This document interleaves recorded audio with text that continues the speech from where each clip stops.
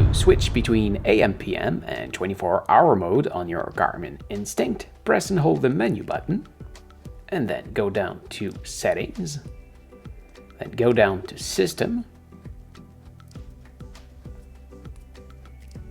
and then go down to Time, and from here, Time Format, you can select 12 hours, which is the AM, PM, 24-hour, which is the 24-hour mode, and military.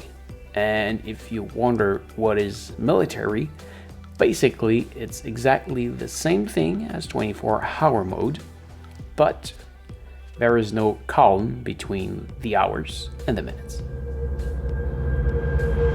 So, this is it. Thank you for watching. I hope it helps. If yes, please smash the like button. If you are planning to buy this watch, you can see my link in the description. And don't forget to subscribe to my channel so you can find me back easily next time you need help. If you want to see my other tutorial about this watch, you can see my playlist just right here. And you can also find me on my main channel just right there. Thank you for watching. Take care and see ya.